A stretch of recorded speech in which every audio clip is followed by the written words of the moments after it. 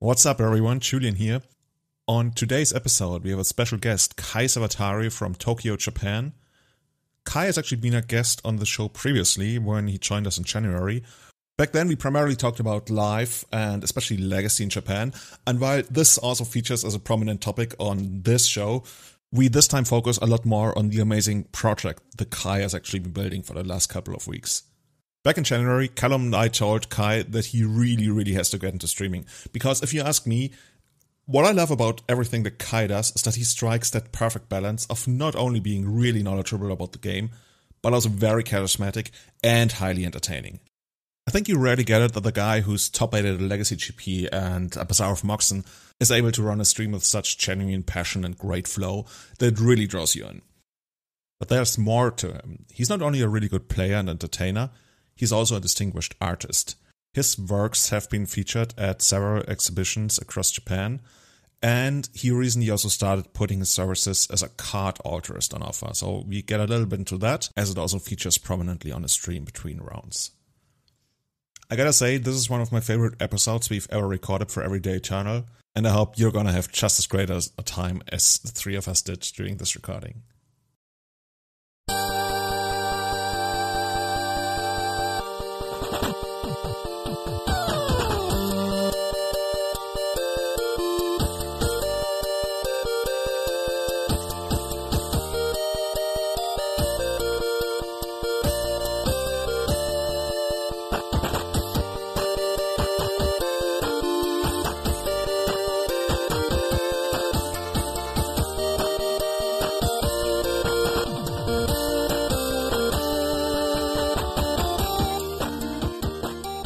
Hello and welcome to Everyday Eternal number 107, your favorite, most deceptively named bi-weekly Legacy podcast.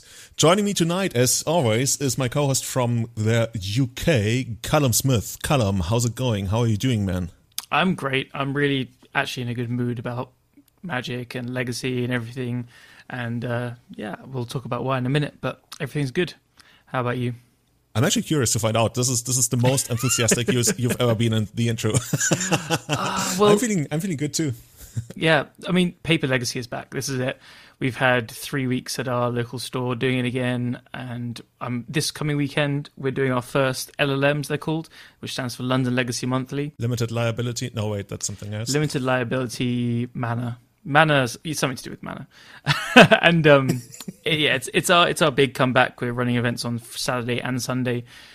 We were doing these for about 2.5 years before COVID came along, and it's just going to be so good to get them back. They are, to hype us up a little bit, they are like proxies allowed and no profit taken at all. All entry goes back into prizes. They're just in place to get prizes and cards into the players' hands back again and get people playing Legacy.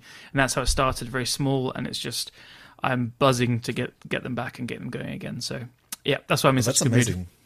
And you have trophies, right? You showed me the trophies. We got trophies. So we're moving to credit because the increase in price of jewels is extremely sad, and we can't really afford to buy a tropical island for first place anymore because they're just too expensive. So we're moving to like a credit from a tournament organizer and store that have always supported us and always support Legacy, and they put Legacy events on. And so hopefully that means that people can win enough and save up credit to get a jewel or something.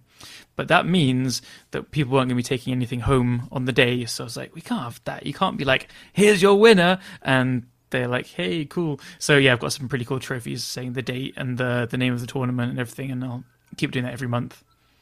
Where can people actually find out more about that? Is that like a Facebook group, or how do I get into it?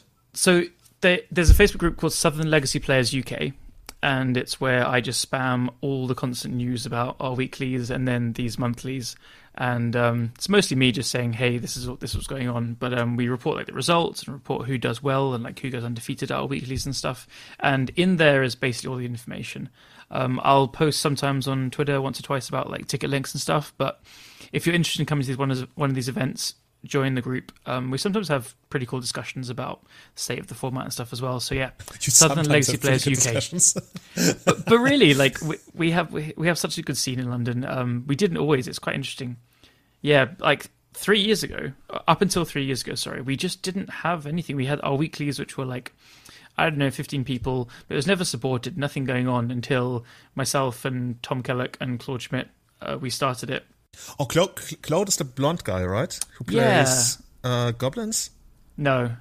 Oh, he always makes fun of Goblins. But you might have met him at like a European event. Yeah, I was wondering, like, I think I met your entire crew, like, back in 2017 when you raided our apartment when I came home from the Barcelona game. And I was like, why are there, like, 10 Brits in our apartment playing Goblins versus elves and Goblins versus elves and stuff. Yeah.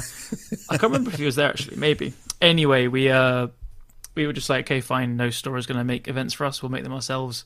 And they've been going pretty strong from there. They were, like, selling out at 50 people, which was the capacity. 50? Yeah, we were like consistently hitting 50 people, and that was we were doing it in a pub near Camden towards the end, and that was their limit. So, yeah, Camden's like northwest in London. Yeah, mostly like northeast centrally. Yeah. Base. And Awesome, now man. for this weekend, so both events have 36 players. Saturday's about to sell out, and Sunday has 20 people signed up, so that's 56. Going to be more, I'm sure, as well. You do the old tournament organizer cheat counting, where you count like attendance same for people 2 different twice. events as individual people. Well, there's only 3 people going to both days, so yeah, I'm allowed. Get out of here. I get it. Yeah, But dude, that's amazing. We've actually been doing the same here in like my suburb of Munich, Freising, and like I'm not involved with the organization. I'm just occasionally the hype man or something. Apparently, like some people actually got traveling from like all the way from Austria to Munich for the tournament because they heard about it on my stream. And the last tournament actually sold out. It was capped at 32. But over 40 people actually wanted to sign up, so they actually started like implementing a wait list, and now they are starting the tournament earlier in the day, so it doesn't go too late. Especially if there's more people showing up, you will need an additional round and stuff. And I'm just excited. Like I got my second COVID shot now, and like I feel safe to go because the next one has already been announced for, September 5th. And if you want to find more about that on Facebook, it's called September Legacy in brackets mid proxies etc. etc. is the bar, a restaurant that actually lets us use their space. Amazing. And yeah, it's just amazing. And I'm so excited to just like see how this whole proxy scene is revitalizing the format like nothing before. It sounds similar to what we've been doing, which is so good to hear because we've just been doing it in the back of a pub, and like the pub has been giving us the space for free, but in return they get people buying loads of beer and food and stuff, and it's like a win-win, I think, kind of thing. And yeah, that just kind of feeds off itself. So when you have the space for free, you can kind of put all your energy or money or whatever into prizes, and people just want to play as well. That's the thing. At the beginning, we had a couple of mistakes we made at the beginning was increasing the entry and stuff because we're like, let's get better prizes. But people love good prizes, of course, but they just want to play. And like the proxy thing is so big.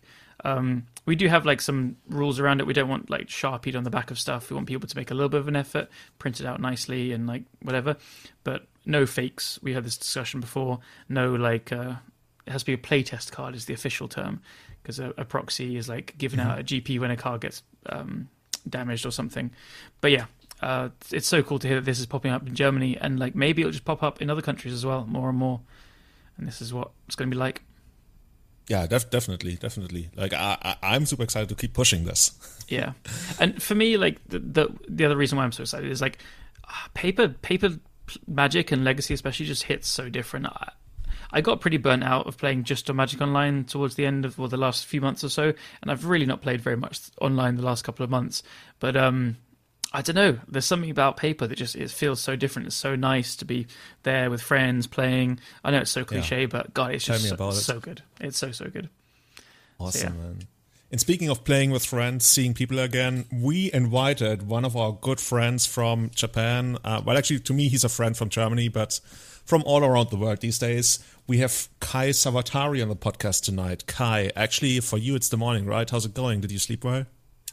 Hey, good morning, guys. Yeah, it's me, Kai Sawatari, aka Sawatarix Magic Online, as I introduce myself in my new stream. Anyway. Wait, what stream? We'll get there in a second. Oh, well, we're gonna talk about that in just a second. Yeah. Nice. Damn, you guys have a lot of cool news about like local events and stuff like that. I unfortunately can't say the same thing about Tokyo. We are currently in our 100th lockdown, I guess, again, and so the full August is kind of like blocked for the Tokyo area. It's gonna be unblocked after September, I think. There's like a huge okay. Yeah, there's like a huge paper vintage tournament coming up in Haruya, which is called like the God of Vintage. At this time, and like in the past couple of times, there were like between 80 and 140, 50 paper vintage players. Whoa. Who battled for that like trophy, and it was kind of crazy, right? And like, yeah, like lots of just big names too, like Yuta Takahashi, for example, like who is, I don't know if he's Hall of Fame or anything, but like he's just a very good Magic player, right? Yeah. And lots of other people amazing. Too. Yeah, so we have that on the line. Let's see how it goes, because like COVID numbers are kind of terrible in Japan, especially these days. But let's don't worry about bad COVID numbers for now. I also got my second shot yesterday. I'm now also fully vaccinated, which is kind of awesome. I'm feeling a little. Yeah, it's kind of amazing, right? I think Callum also has a second shot. We're actually conducting this podcast recording through our new 5G powers. Yeah, this is okay. So this is a fully vaccinated podcast then. Yeah. Oh yeah. I dig that a lot. Yeah. Sick. First podcast with no mics, no headphones, no. Yeah, no internet, no nothing. This is the future, right? We're talking into your mind. Dude, awesome. By the way, and speaking of Japan, Callum, we have so much to learn from Japan. Our events are called London Legacy Monthly and like Legacy with proxies and etc. that bar. And in Japan, they're called the God of Legacy, the God of Vintage. Yeah, that actually crossed my mind when he said this. Oh shit, we suck. Julian, I gotta say, I'm a little embarrassed by those titles, because like, no, it's so cool. No, seriously. Seriously though, like imagine you win this tournament and then you're like, okay, well, I mean, everyone can call me God now. Like that's kind of, I don't know. I feel kind of uncomfortable. No, there is a fine line between like kind of embarrassing and silly and just over the top enough to be funny and cool, but not too ridiculous. I think it's got this like perfect nice place there. Okay. Like if there's some more adjectives in there, if it was like super amazing God of Legacy, blah blah. I wonder if there's something special about the word God, because I know in Street Fighter there's this legend of the 5 gods of Street Fighter. Who are like traditionally like the all Japanese, and they're like the best arcade Street Fighter players in Japan, and they got this title, the 5 gods of Street Fighter. And I wonder if that's just like some obsession with that word, because in Europe it would be like rather weird to have that kind of title for some. I guess not London's really, not really like a very religious or god kind of place. We could do like the Ripper of London, like. The Legacy Ripper. I don't know. Yeah, I dig that. I mean, there's a whole system behind the God of Vintage, Legacy, Modern, Standard, and Limited. Cause like the God of Limited. Yeah, look at dude. me. Yeah. Because like those events, they happen like once every quarter of a year, so every 3 months. And whoever wins that God of whatever format tournament has to then battle a best of 5 against the previous god, basically, right? Are you fucking kidding me? This is like some serious enemy shit. Yeah. So cool. That's like some serious end boss battling, right? So you have, and that's like full coverage and like. It's on national TV. The president is sitting there actually and watching, like Prime Minister, right? Like that's freaking Abe, like the whole country's watching. Yeah. You know, I mean, like, yeah. I mean, who's watching those Olympics like anyway? Dredge, like, he kills on the first turn, and the other guy is like on stacks. Like, okay, what can you do? Whatever. GG. And like have you ever been the god or the prince of Legacy or something?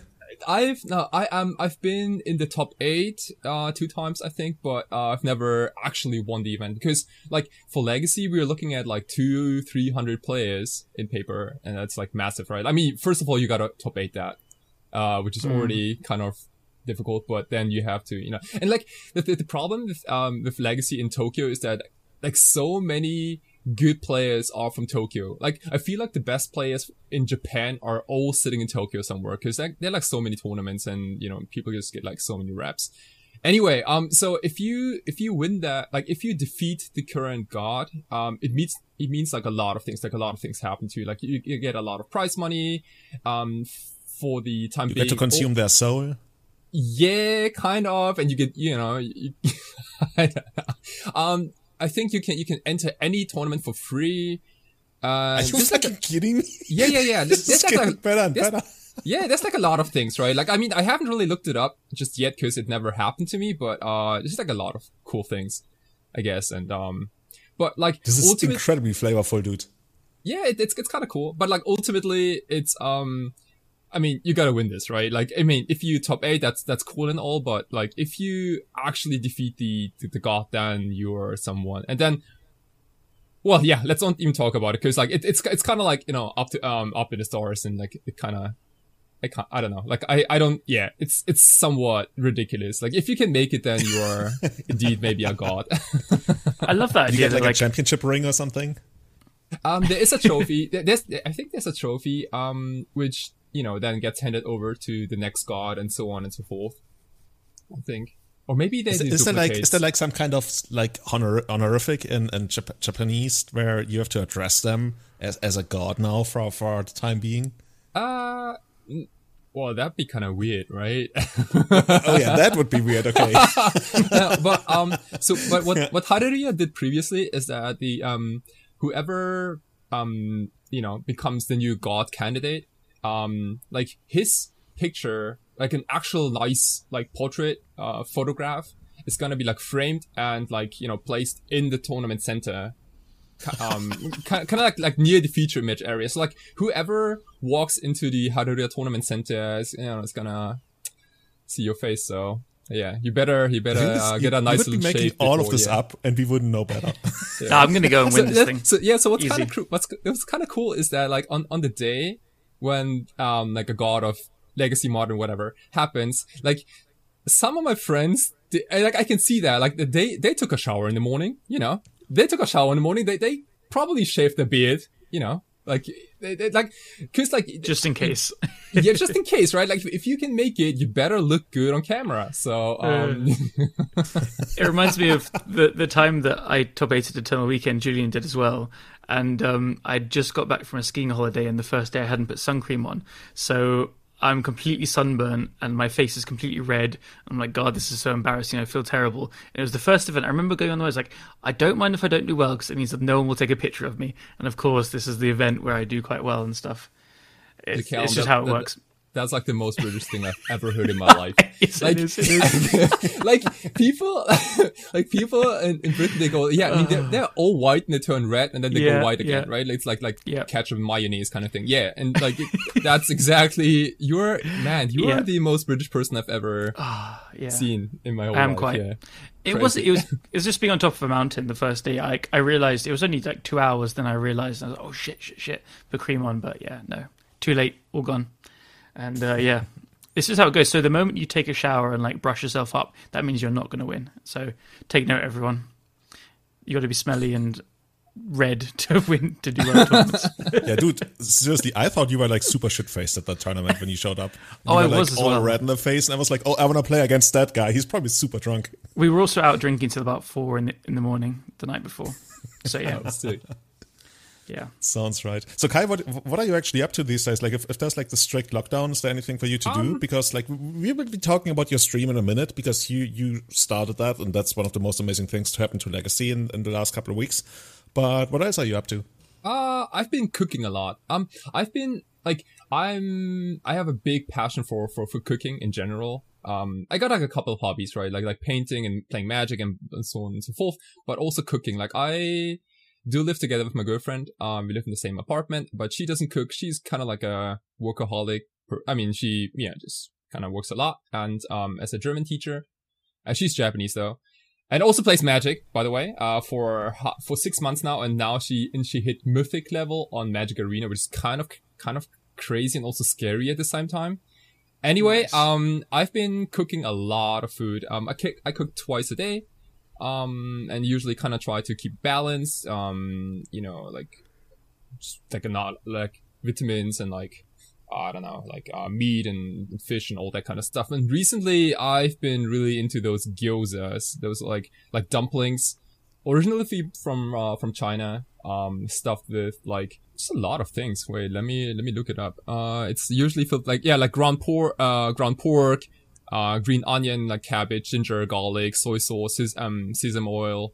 And you can also put in some shrimps if you want. And they're just awesome. Or sushi parties at home. Cause we have a super, super nice, fish market just, outside the door. And, yeah. Is it like the big famous one? No. Oh, no. Yeah, you're talking about Tsukiji, right? You're talking about the one which, yeah, for sure. That's exactly. I have no idea, dude. The big famous one where you have to show up at like 3 a.m. I mean, if you saw it on YouTube, it's probably the biggest one. Yeah, it was like as big as like 2 football fields, and it's kind of like massive. You have to go there like at 3 a.m. to get the best fish and so on. It's kind of all over the place. But yeah, no, we have a local small fish market. And they still treat me like a foreign person. It's kind of crazy. Like there's this old man, and I've talked to him so often in Japanese. Like, I mean, and my Japanese is kind of is fine, right? Like I can talk like a native, but and I've been buying fish from him for like 3-4 years, and he still greets me in English sometimes. And I'm like, what? I'm like, what the actual fuck? I've been buying your fish for like so long. And why? Okay, don't even, yeah. Okay. But how would he even know that you speak English, or like that Japanese is not your only native language? Like, do you have like an accent or like a dialect where people would be like, oh, he's from Germany or something? Like once I start talking, people say, oh, okay, well, I mean, Kai's, he's Japanese. It's fine. But like, it's probably because I'm more like a tall guy. Like I'm, 1 meter and 83, centimeters. It's kind of like a weird way to say it. Anyway, I'm kind of above average. And again, I don't fully look Japanese. Maybe it's like part of my face or my nose, maybe. Anyway, and like, like the area where I live, it is called Setagaya. It's kind of like the hipster area in Tokyo, but also like a lot of old people too. And, there are like not a lot of foreign people, cause this is not a tourist area. Not yet. Yeah, not yet. So if you are not full Japanese, then you the people gonna recognize you and, just keep okay. Yeah. So anyway, yeah. So if you guys, by the way, want to learn more about Magic or specifically Legacy in Japanese, we have another episode with Kai. That was in the 90s, I want to say. You can look that up. It was one of our previous episodes where Kai talks a lot about how Legacy and Magic works in Japan. It's just absolutely amazing. In the 1990s or episode 90? In the between, I think, episode 90 and 100, somewhere in between that. Cool. When you said that, I thought you meant like the 1990s. It's like, oh, we've known Kai for that long. Okay, sorry, I'm just being an idiot, Carrie. But you get the idea, also. So Kai, I already teased it. You recently started streaming, right? So how long ago has it been that you picked it up, and how many streams have you done ever since? Because it felt to me like you've been streaming almost daily. So I want to say you guys made me start the stream. I mean, like, a lot of people combined, I guess, but like you guys told me in the last time, I was guest on this podcast. I think you, Julian, and you, Callum, like you both said, yeah, it would be kind of cool if you, could start the stream, maybe, so when are the royalties coming in? Yeah, well, I mean, this is serious. Like, I think, especially now with COVID, people are consuming a lot more online content, right? Like be it streams on Twitch or YouTube videos and stuff like that. Like people spending so much time at home, watching things like Netflix. And, I'm also a big, consumer. Pornhub. Yeah, you can say those 8 hours straight. Yeah. And I was like, well, okay, I kind of like watching, other people play Magic. And I find it really interesting when people play Magic and also have like something really interesting to say. Not necessarily about the game, but all about their lives and, kind of, about what's going on and maybe their other hobbies and things like that, right? And, yeah, it's like, okay, well, I kind of want to try that out too. I had to basically rebuy a new computer and set up everything. Because like I've been a laptop person my whole life. And I thought, yeah, like there's no reason to get a proper desktop, but my laptop, and even though it was a Surface Book 2, it couldn't handle a stream at all. Mm-hmm. Yeah, right? if you want to go anywhere, there's just like no way you can do it from a laptop. There's just like too many issues. Like you can do it, but if you like you sound the way you describe it, I had no idea you were this determined from the start. But like, yeah, if that's what you want to do, that's the way to go.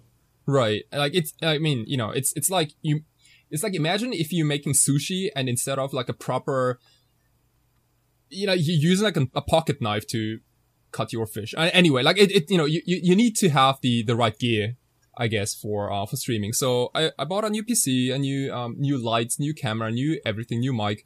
And, it started 3 weeks ago. And I had a general vision of, okay, I kind of want to stream Legacy, but also want to add something no other streamer has, to maybe set myself a little up or do some, to not do exactly the same as, like 50 other streamers, right? So you decided not to stream Band Miracles or Delver? So first of all, I decided to not stream Bond Miracles and Delver. And, that's step number one. But, the second was like, okay, well, so what are my other hobbies? Like, what are things I'm good at? And what are things people could be interested in, watching? And then like, it took me a couple of days to think about it. But then I was like, well, maybe people might be interested in, watching me painting art live. Maybe that's something, cool to watch. And on a weekly basis, I'm streaming like on weekdays, usually for like, playing a league maybe. But if I stream those challenges, during the weekend, you always have that like 10, 20, 30 minute, time between rounds, right? Like, imagine you finish your round like in 10 minutes and you have like 40 minutes left. And it's like, okay, well, I mean, you gotta do something in those 40 minutes. Like you can't just like, don't say anything. So, I see most people, double queue and play some leagues or, talk about meta games and stuff like that, which is cool. It's definitely a good way to, kill time. But I was like, okay, well, so what if I can show off my, my second passion, which is like painting art, and maybe I can show you guys, how, like everything behind the scenes. I've been doing these, alterations, like these, MTG card alterations now, and I only post the end result on Twitter, but never the steps in between and like how I eventually got to those results. And so we do a live altering session while talking about Magic, obviously, and yeah, it's been a good vibes. I've been enjoying it quite a lot. Awesome, dude. So how long does it actually take you to finish one of your alterations? I've watched your challenge stream, and I think you were painting on a snow-covered swamp, right? Did you actually finish that? Yeah, I did finish it. I have a general rule, or like I have a concept for my alterations. So like you guys know that there are like a lot of different alteration types in Magic, right? Like some people, they go like, they completely change the artwork. Some people go like, okay, well, I kind of want to extend the artwork and do like full artwork, no text box kind of thing. Some people only add a few details maybe. For me personally, I think that you should not ruin the original art, because I have a big respect for the Magic artist, who painted the original pieces. And instead, I wanna maybe amplify that artwork with adding some more pieces to the original art, which makes it kind of stand out, but also kind of amplifies it so that people can easily recognize them, and also that it makes them more playable. So you're not gonna get in any trouble with like judge calls, for example, or like judges saying that, hey, I don't know, I don't even know what that card is, so you can't play it. And again, like, we are all competitive players, so you want to make your deck, yeah, kind of, right? I mean, you want to make your deck unique, but you also want to make sure that these are all still playable, right? Like, because like I think it's the actual worst if you have a card altered and then the judge comes along and says, like, well, you can't use that card. That would be kind of weird. Callum, you ordered some cards from Kai, right? I think I've seen some construct tokens. Yep. They came yesterday, and they're so cool. I got to use them straight away. So thank you so much, Kai. Kai did some other ones. He did construct tokens for another customer, I guess, and they just looked kind of dark and very weird and stuff. And they gave me this H.R. Geiger vibe, and I'm a huge Geiger fan. So I saw that and I was like, "This is kind of alien-y." And it's like, "Is it too far to ask him to do like massively Geiger inspired?" So I messaged Kai, and he was like, "Man, fucking love Geiger too. Let's do it." And they're brilliant. So I'm also playing tons of Urza Saga and like Khan decks at the moment, so I'll be using them in basically every deck, so it's just perfect. So yeah, I hope you enjoy doing them, Kai. Yeah, awesome. Yeah. I was making your constructs while listening to this podcast. Actually, ooh, nice. That's so cool. So while I was doing those alterations, I had your lovely voices in my head. So whenever I play them, I'll like stop my opponent, hold actually to listen to Kai. I'll like pull your stream up while I'm playing it. Okay. Yeah, we should probably stop here. Okay, well. Awesome, man. But so if anybody wants to send you a request or a commission, you got your own website, right? Where we're gonna put it in the show notes, where people can find you. And do you have like a huge backlog, or are you open for new submissions right now? Yes, always. You can either go to my homepage. It's sawataridoodles.com. It's my last name basically. It's Sawatarix. No, excuse me, without the X, and then doodles. Yeah, dude, I fucked up my own URL. Anyway, it's Sawatari. I was gonna talk to you about your nickname. That's not the most audible, Sawatarix. Everybody's gonna spell that with a CKS in the end. Right. It's not Sawatari X. It's Sawatarix. Yeah. Okay. Let's keep it all simple. Right. Yeah. So everyone can reach me out on my homepage. There's like a contact form there, or you can simply send me a direct message on Twitter or on Facebook or anywhere, and I'll get in contact with you. There is no limit or anything like that. If you have 50 cards requests, then we can definitely make those, and they're gonna go into the queue. So yeah, and we can also send you a fax, right?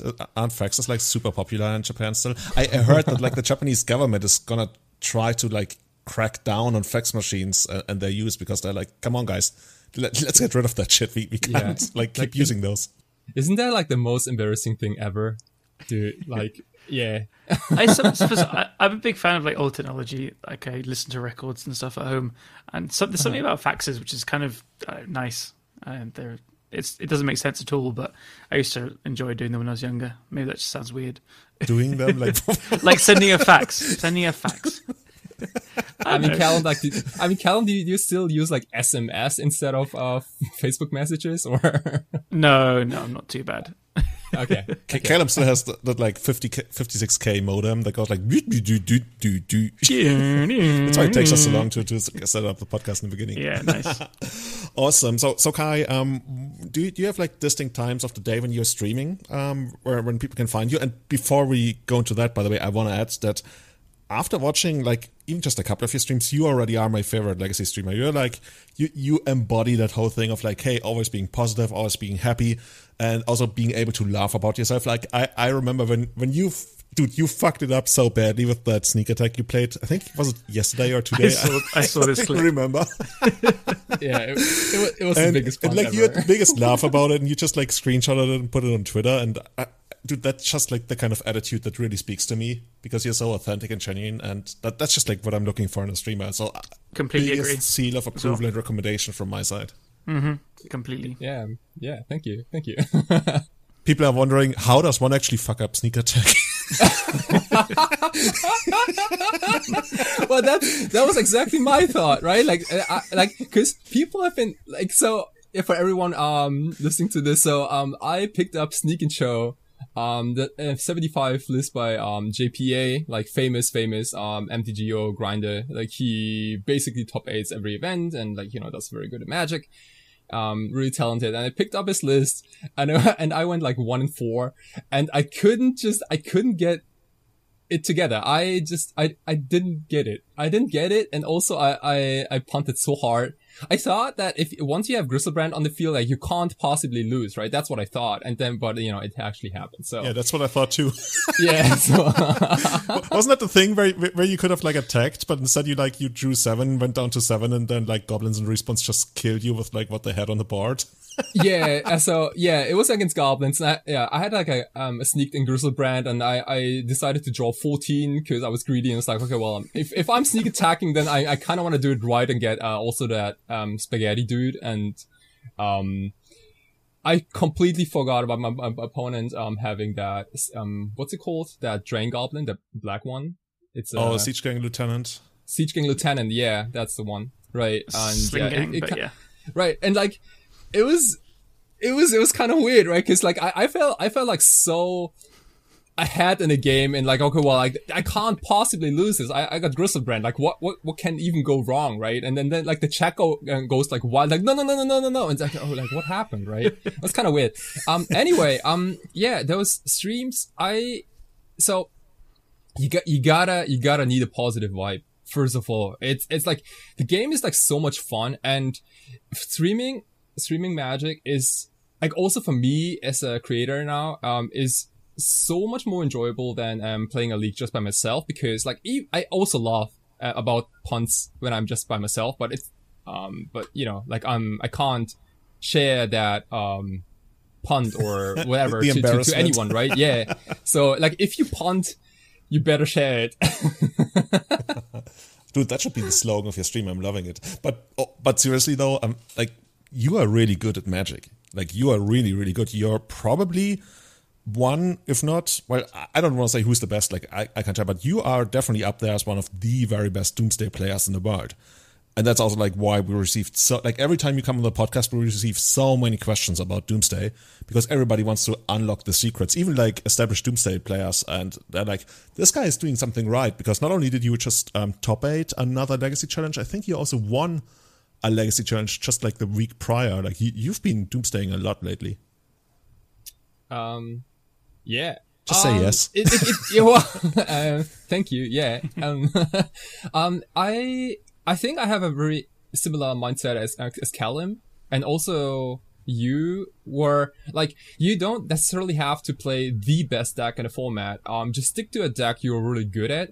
And, for example, Callum said the same thing about Esper Mentor a couple of months back. And I just really dig when people are really passionate about their own archetype. And even though they have, some weakness against the top decks, you eventually gonna overcome them, or maybe you don't even get paired against them and things like that. And like, it is always scary as a Doomsday player to enter a showcase challenge or like a legacy challenge in general, because they are all infested by Delver, and Delver is de facto the worst matchup for Doomsday, by a lot. So like, you see, you hear a lot of people saying like, okay, so why would you want to pick up a deck which has such a bad matchup against the most played deck in the format, right? Like, it sounds so odd, right? Like, why would you ever want to do that? But truth is that, first of all, you might get lucky and not get paired against it. And also, you can beat everything else. And like, imagine if you beat everything else and you only lose to Delver. That's good. That's right. That's actually, yeah, that's at least top 32, maybe top 16 or top 8, right? Yeah. With a little bit of luck, that's like straight to the top 8 almost. Right. Like, that's exactly what I've been like saying for a while. Like, if that's like one matchup you can't even beat, but you're that much better against everything else, like, sign me up. I mean, the one thing keeping people away from Doomsday is that it's still Doomsday, right? It's scary, but there's a lot to learn. And I think you mostly play Doomsday, right, on your stream. So if people want to learn more about the deck, or do you not? Yeah, yes and no. So what most people might know me as the Doomsday guy. But the truth is that I've been on Doomsday for only 1.5 years. I've not been a long time Doomsday player by any means. I picked up Doomsday basically 3-4 months after, post Lurrus ban maybe, or maybe during the Lurrus time. I can't remember. But like, for the majority of my Legacy career, most people knew me as the Ad Nauseam Tendrils guy. But I knew you as the Canadian Threshold guy. And you know me as the Canadian Threshold guy, right? Yeah. And like, I also played Top Miracles a little bit back then, but like, the problem is, if you don't, let's say like top 8 at GP or do well in a big tournament, people might not know that you can also play 10 other decks, right?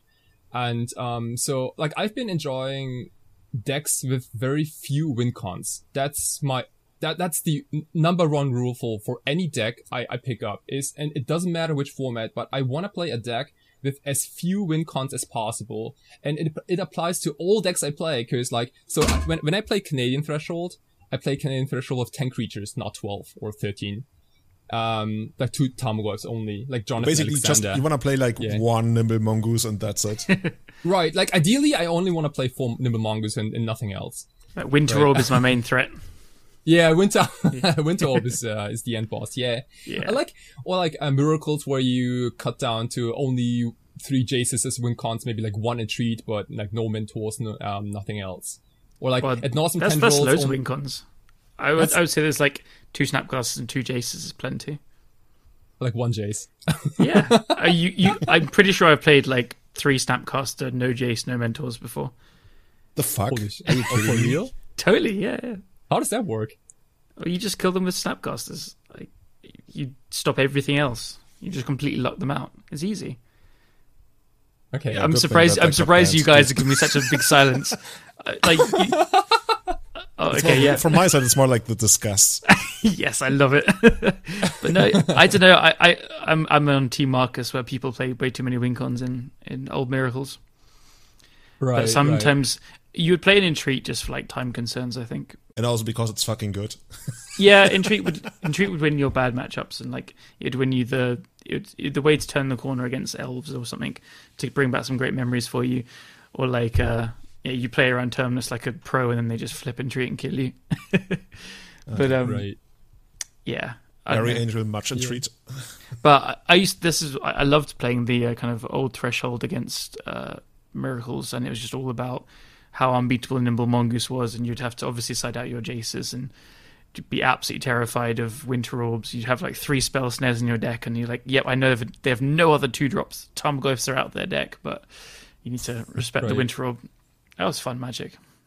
Yeah, like especially those games where you as a Canadian Threshold player, like sometimes you had to stop attacking with Nimble Mongoose if you didn't have a spell snare ready, because if they flash in a Snapcaster Mage, they can trade with Nimble Mongoose. That'd be like the worst trade ever for you as a level player, right? I remember just never attacking until it was thresholded or they had less mana up.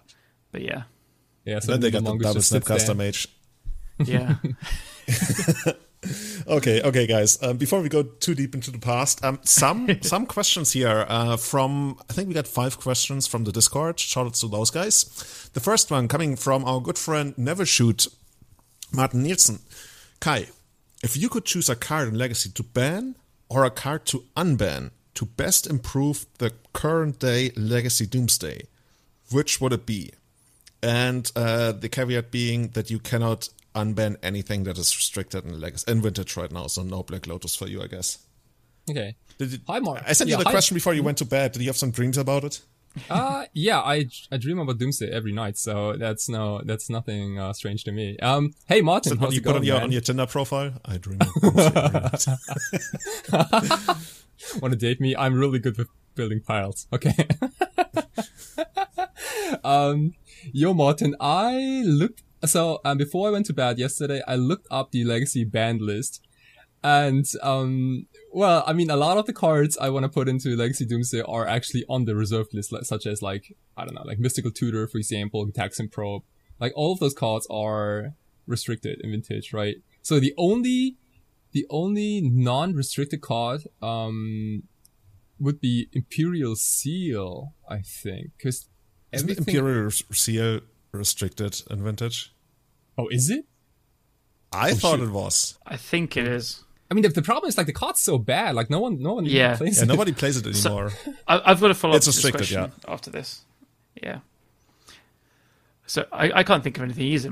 Before he did the caveat, my mind went to Necropotence, not even Black Lotus, which is totally, yeah. Oh, Necropotence would be absolutely insane. Even in Legacy, yeah. So like probably like the go-to cards: Attack and Probe, Necro, and Mystic. I like how those Faris we've answered with only cards that are restricted in Vintage. Because Probe is restricted as well. Yeah, yeah. I don't know if there is a good answer.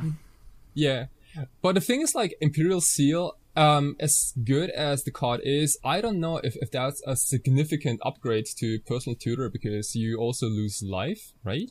You lose 2 life? Yeah. Yeah, it's Vampiric Tutor at sorcery speed. Yeah. Yeah. Wait, I've got the answer. Top, right? Wouldn't Doomsday play top? Yeah. Oh gosh, yeah, you nailed it. I saved you. Oh yeah, Callum, yeah. Cool. Damn. It's easy smart. to think that top is restricted in Vintage because it's very often either a 1 of or a 2 of. I guess it's usually 2 of, but yeah, it's weird. Right. So we're just used to 4s. But follow-up question is because I've always found that I can't like get a consensus on how people feel. In my opinion, the like Vamp maybe is a bit much, but like Mystical Tutor and Seal and stuff, I just don't think these kind of tutors are very strong. Mystical, like I guess, and Vamp goes into the same thing. It's like they would have been better with Probe in the format, and maybe with Street Wraith they're still a bit iffy because they do get you the card immediately. But I don't know, like there's so much resource trading in current Legacy now that I just think going down a card is such a huge downside. Do you think that Mystical Tutor and or Vampiric Tutor would be good in current Legacy?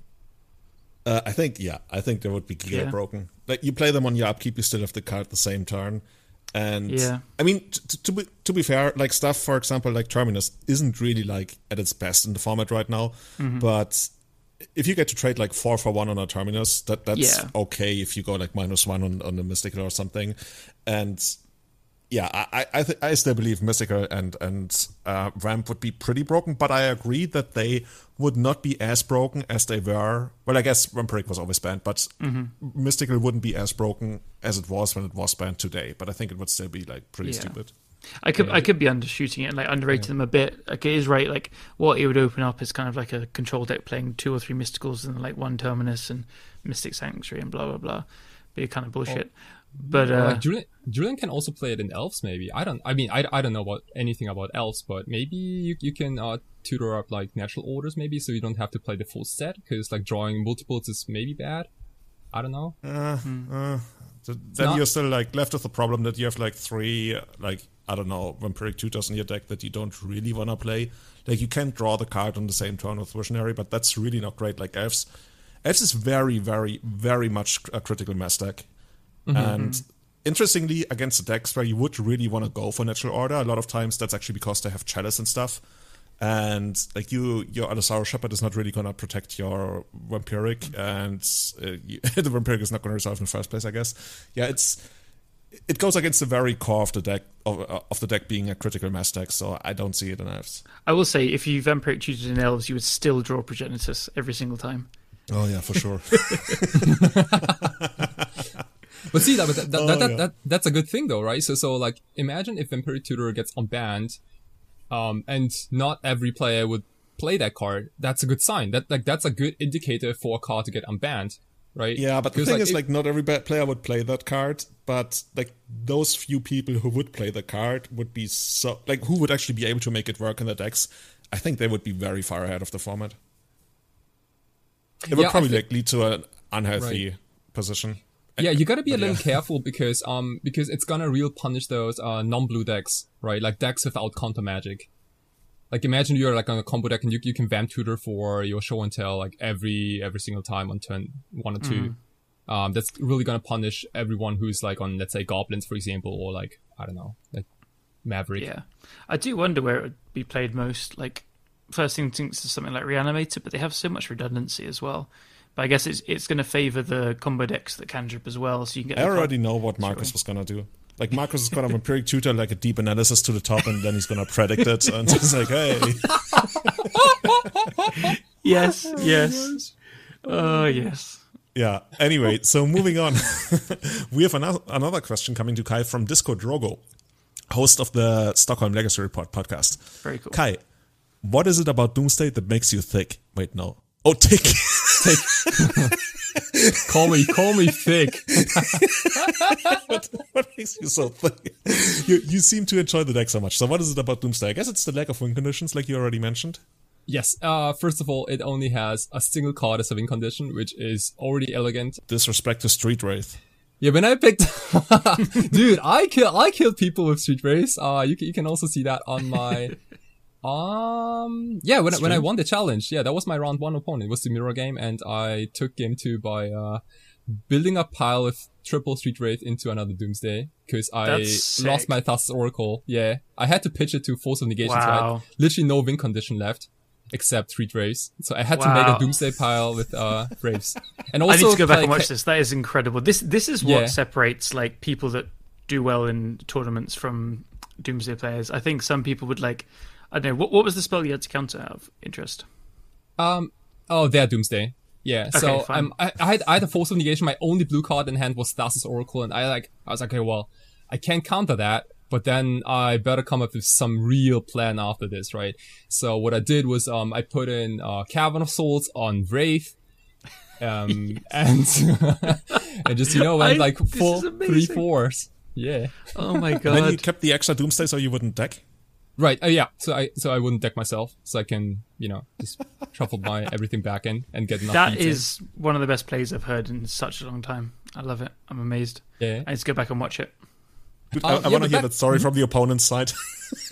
Yeah, and like, I don't know, like I felt like I was playing Delver against my opponent of some sort. Like, all my Delvers are pre-flipped. You bring dishonor to the Doomsday family. Right. But back to the question, what makes you tick? It's basically, first of all, there's only one win condition, which is real nice. Unlike a deck like Sneak and Throw where you have multiple fatties, we only have one fish. And the other thing I really enjoy is like Dark Ritual is probably one of my, so Dark Ritual and Daze are probably my two absolute favorite spells in all of Magic. And when I played Storm back in the day, I also played Daze in my Storm decks. And just like playing Force of Will, Daze, and Dark Ritual in the same deck is like the coolest thing to me. So that's my reason for running Doomsday. Awesome. So next question coming to us from Franco Borli, and Franco is actually asking about your favorite art for Doomsday. And when we actually received the question, I was like, wait, there's more than one art, but apparently there's 4 different ones. And I might already know which art is your favorite one, judging by there's only really one subscriber art. Badge. Let's yeah, be real. right. Yeah, which I think, in my opinion, is like a top 10 art in Magic ever. We're talking about the Magic Online pink one, right? Hey, yeah, they're like a couple of cool artworks for Doomsday. It has somewhat of a unique flair, right? It looks so flashy, but also evil at the same time. So you see, I'm a big fan of the original artwork. It has those like 5 demons, like in a circle of some sort. You see those faces. Super evil. Yeah. Yeah, you see those 5 faces, like all screaming and like shouting, and like it's all cool. But it's all what's kind of interesting about this art is that the background is somewhat. It has a lot of happy colors, like quote unquote happy colors, like yellow, bright oranges, a little bit of pink, reds, and stuff like that. So it kind of sets. It has a big contrast between like the happy background and the kind of like grotesque 5 demons, which gives it like a nice contrast, and it makes those 5 demons look even more evil, I think. I just realized there's also 5 faces in the background. Yeah, dude. I never saw that before. Yeah. They're all not looking happy. Nope. Well, one of them's a fish. Okay. It should be. But okay. Never mind. I get it. One of them is Thassa's Oracle. Awesome. Okay. So last question coming to us from me, the Captain. Well, hold on. We've got to finish that question. They also said, what would you paint if you commissioned another Doomsday? True. Yeah. Sorry. Ooh, what I would paint? Yeah. I would probably paint something a bit different. So when I think about the card Doomsday, the first thing that, like, if I would paint it, I would probably go with like some portrait looking artwork, that portrait probably being a little abstract and like falling apart in like 5 pieces. That kind of flair. Sounds very cool. Yeah. Like a shattered mirror or something? Yeah, kind of. Because like Doomsday is, it kind of defines my own fate, right?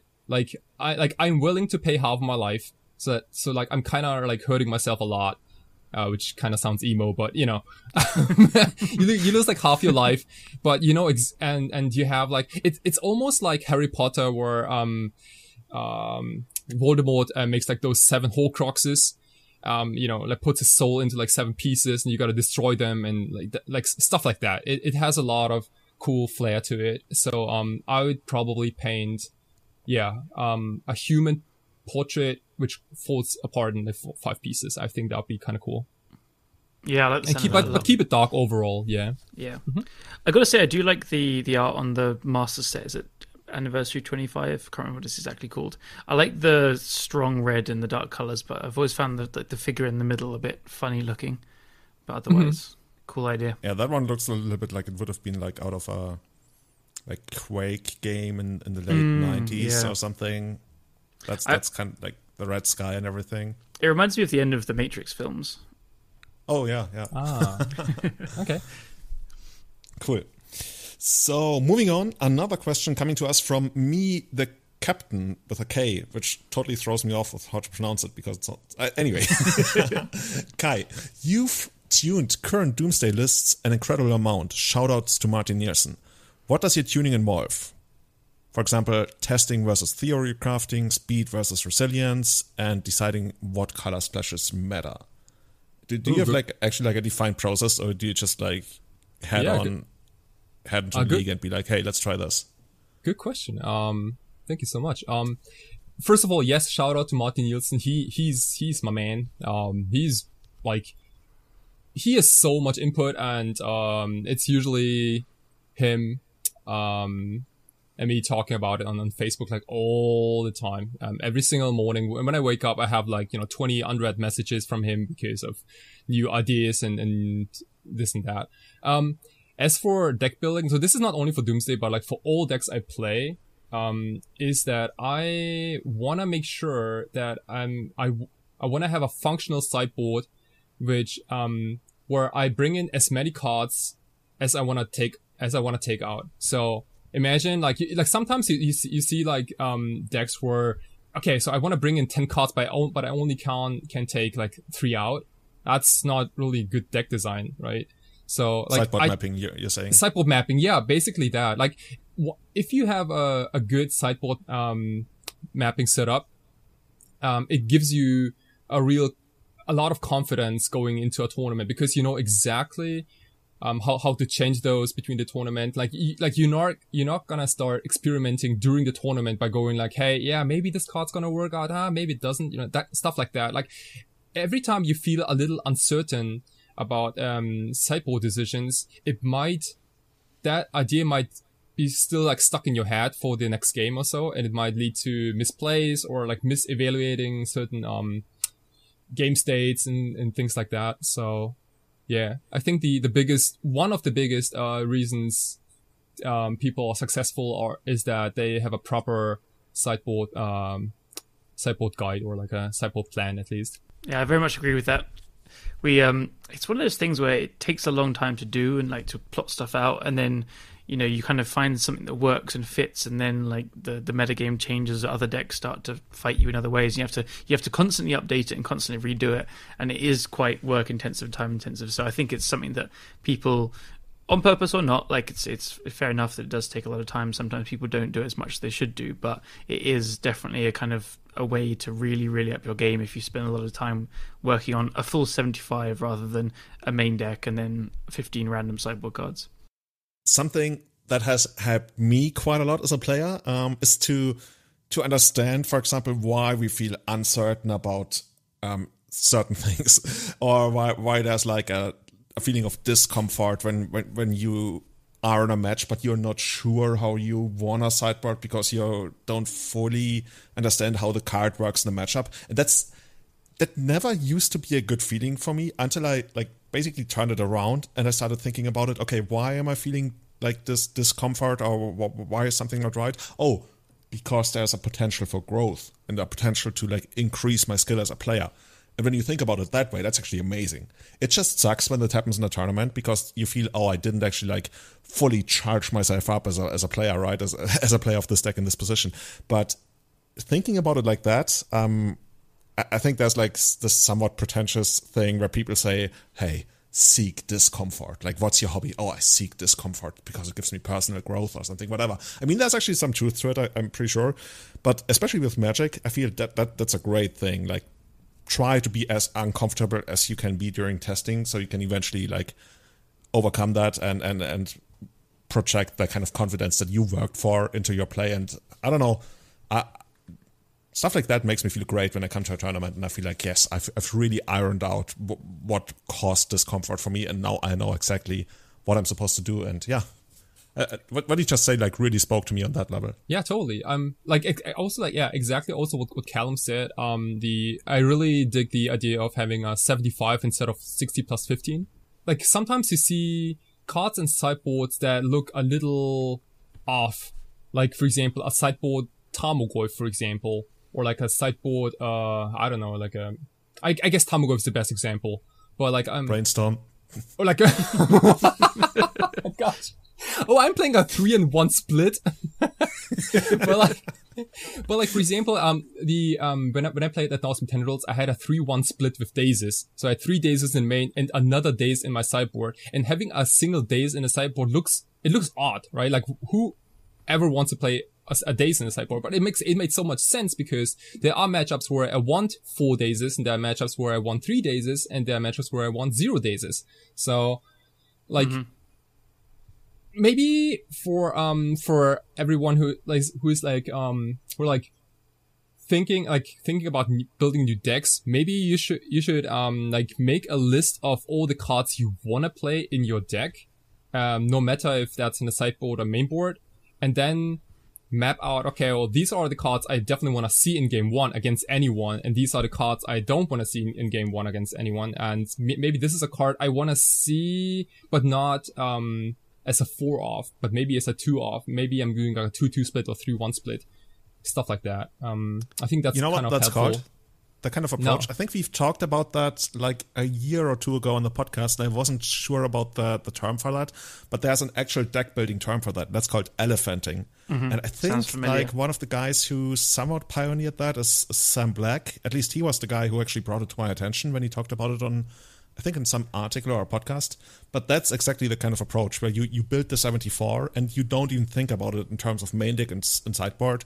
But like from that 74, you then look at all the different cards and you're like, okay, this is something I want in the main deck in X percentage of matches. And eventually you exclude 15 cards from those 75, and then you sit down and see whether it makes sense. I've built a lot of decks like this, and I think it especially works for fair decks, and especially for mid-range and control, where you, as you said, make a big list of all the cards you want to play. You're going to start with all your cantrips, all the disruption, all this, that, all the removal, and then you'll have like over 100 cards. I have 150. And I find Magic Online very good to do this. So you put all these things together, and then I usually like write it out with a paper and pen because I just find it easy like that. And then I start saying like, and then I go through MTG Goldfish and find all the top decks and I write them down, and then underneath each column I'll say like, this card in my deck I want against this and this, and then I'll just work out the rough percentages. I'm like, oh wow, so I want Brainstorm in 100% of my matches, I guess that's going in the main deck. And then with Source of Plowshares, you're like, okay, well, this is like, very divisive because you don't want it against combo, but you want it against fair, and the fair is probably going to make up like 70% of your matches roughly. And so you're like, okay, this is worthy of a main deck slot. And then you're looking at stuff like Flusterstorm. Okay, you actually want it against a lot of things, and there is crossover between combo and fair, but you're thinking at that point, you're like, how much is... Oh, shit. What was you that? okay? Just keep going. Yeah, actually... Oh shit! All my trophies just fell down. Like all my but they're okay. Nothing. Not broken. Actually, MKM Hamburg. Okay, a vintage one. Winner of MKM Hamburg vintage broke. Okay, well, vintage is broken. So also I just broke my screen, but that's the cheap one. Ooh, damn. Okay, I gotta buy a new one. Anyway, we just keep going. Okay. Never mind. Okay. Yeah, so for example, for something like Flusterstorm, you're going to work out that you want it in, like, you want it against combo almost always, and it has crossover because there's not every single Delver deck you've wanted it against, but often enough, and then it does like have crossover against control as well. But the problem is this card is like dead against Death and Taxes, basically, or dead against Stompy decks, and so you then start to like work out like how many times is it just an okay card versus a dead card, and so Brainstorm is like always going to be live and stuff like that. So you're trying to just work out at what points in the deck you're happy with it. And so comes down to like the numbers thing. This is where it gets weird. So I don't know, I like to mess around with the numbers. Like I had 3 Force of Wills in my Esperimental deck because that is very unconventional for Legacy, and I got a lot of crap for it. Well, nice crap, don't worry. but the thing is, I had a lot of disruption in my deck. I had 2 other Force of Negations, and I knew I absolutely wanted 2 Force of Negations because the deck was quite weak to recursions like Life from the Loam and Punishing Fire. I knew that I wanted them. And then I was playing like a Thoughtseize and Inquisition or 2 Inquisitions and Hymn to Turax. I'm like, I have too many things for combo. I need to cut down on them. And I knew that I wanted the Hymns because it was actually very good against the kind of other fair decks and stuff. And I was working out these numbers. So people were like, how did you get to 1 Inquisition, 1 Thoughtseize, 3 Force of Will? But it was using this process of like working out in which matchups you want this little thing. And it's not randomly guessing. They are worked out and stuff. So This is, as I said, like the way I like to build decks for fair decks, starting with everything and trimming it down until you get something nice. And then by that process, at the end of it, you should have like maybe a little like 20, 25 sideboard cards, and you can use your theory that you used in making the whole deck to trim that down further. And it's rather than building your main deck and then just being like, okay, well, I want a bit more for combo, so I'll throw in like 4 combo generic cards and discard and whatever. So yeah. I don't think this theory works very well for like especially strongly synergy-driven decks or sometimes combo decks. You still need to plot things out. You still need to be like, okay, I'm taking 8 cards out against Delver. I need to be able to bring in at least 8 cards against Delver from my sideboard, and vice versa. I remember Sneak and Show is always the deck where I have like massive sideboarding from fair decks where you're like, right, I've got all these plows, all these terminuses, all these expensive planeswalkers I need to cut out for some kind of disruption. And this is where, especially in kind of decks playing hate bears, you're going to find the crossover, and you're going to choose which hate bears you're going to want to build. Like Containment Priest will have splashes against different things, like it's good against elves, or it's quite decent there, and then it's like it's good against Sneak and Show but not very good against Omnitel. But then you have Aethys One Canonist, which I think is better against elves, and it's much better against Omnitel, and it's good against Sneak and Show as long as you're packing other reactive disruption. So you're finding these things, and if you have like loads of slots and you need to fill stuff for one of these matchups, you can be like, both these hate bears are good in all 3 of these matchups, but like find the one that's better for the space you need. And God, I could ramble about this subject for ages, but it's a fascinating part of deck building, and I think the more time you spend on it, the more you get rewarded for it, basically. Make sense? I've got the quietness. It totally does. Yeah, and that's not only for like not only for control decks, right? It's for literally for every single deck. It doesn't matter if you're a Delver, control, combo, Stompy, whatever your deck is. Yeah. I mean, like even Stompy, you've got to be like, I could face the mirror, so I need to take out these chalices and trinispheres and stuff, and just have random creatures to bring in. Sorry, I'm still so devastated that my vintage trophy broke. Oh no, Julian! Oh, come on! Oh shit! Sorry, guys. Can you do it? Yeah. Probably. Yeah. But it's vintage. It's supposed to be a little bit broken. Glue fixes everything. So. Yeah, that's kind of retro, right? It's all patched up and destroyed. Okay. So we actually ended up in a super theory heavy episode, and part of that, I guess, is going to be our last question coming to us from Ozymandias17. He says, Kai, congrats on getting the challenge win. I've been trying out Sneak and Show recently and found it interesting in slight differences. I found it interesting, the slight differences in casting Brainstorm, Ponder, Preordain, Force of Will, and Daze compared to a Delver deck. Although Doomsday also plays these same cards, how do you think the context of these decks' game plans change the way that you cast these cards when compared to a fair deck like Delva or a slightly different combo deck like Sneak and Show. Okay, wait a minute for a second. Ozymandias, you're giving Kai way too much credit. Have you ever met Kai? Kai just like throws his cards out and he's like, hey, let's try this, let's try that, bam, bam, bam, attack you 3 times with Street Wraith. This is how I do it. First of all, Ozymandias, I can't give you any Sneak and Show advice because that's like a terrible idea. Unless you want to know how to kill yourself with Griselbrand. That I'm really good at. But talking about Force of Will and Daze and cantrips, I think there is a big difference how you use them in a deck like Sneak and Show or like Doomsday in comparison to a Delver. I want to say, because Delver is a full disruptive deck, right? Like you play your, I don't know, Dragon Raid Channeler or your Murktide Regent Delver, what have you, and then you kind of try to stop your opponent from doing their thing. And with Doomsday or Sneak and Show, you kind of have to use your spells like in a reactive way. So like, for example, especially like Daze is a somewhat complicated card for a deck like Sneak and Show and Doomsday, I suppose, because it can, like, for example, against Death and Taxes, like, it can be correct to sometimes Daze a turn 1 Aether Vial, but sometimes it is better to hold on your Daze so you can Daze a turn 2 Thalia if they want to play it. But if your hand is slow, then the Aether Vial, which you didn't Daze the turn before, it might go up to 2 and then, you're kind of screwed.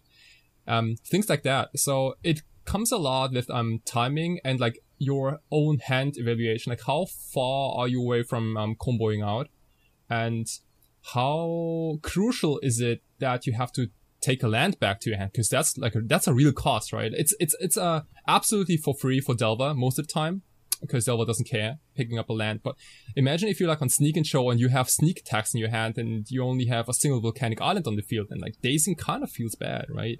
It's kind of like the same for Doomsday too, because with Doomsday, like casting Doomsday is only step 1. It's only half of the cake, right? Like you have to do some extra work after that, because ultimately you have to cast that Thassa's Oracle, and so you need mana to cast your cantrips like Ideas and Bound, things like that. Afterwards, you need mana to cast Thassa's Oracle. So picking up a land might even backfire a bit. So you gotta be a little patient. I think patience is probably the key and the word I was looking for. Yeah, to me it feels like it's you have to find that interesting balance between, like you mentioned, if you cast Daze, then you're gonna delay your own game plan by quite a bit. But if you don't cast it, then your opponent is gonna be able to develop their game plan quite a bit. And in Delver, it's rather easy strategically, right? You want to get your threat down, and then Daze becomes so much better, because with Delver, when you have to Daze when you don't have a threat down, it's already like kind of awkward, because also when you think about it, like your opponent, as long as Delver doesn't have a threat down, you're much less inclined to actually play into Daze, because you don't really have to. Whereas with like Sneak Show and Doomsday, you probably want to Daze before your actual threat comes down, because usually your threat immediately ends the game.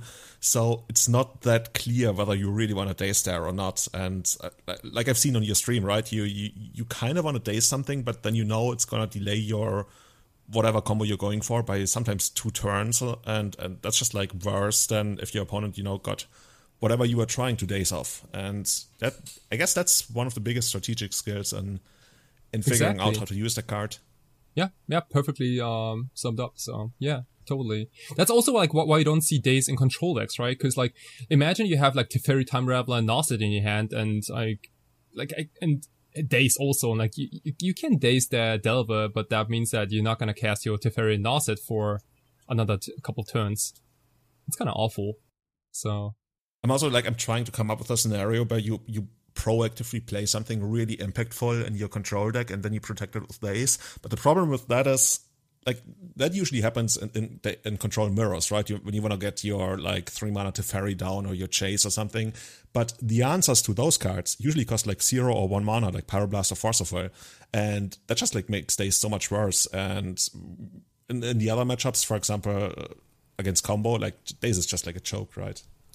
Yeah, I've tried like a one-off days in a lot of control decks, because in theory it always seems quite good to me, because it's a thing where even if someone knows you have one, they can't really play around it too well because it costs them something.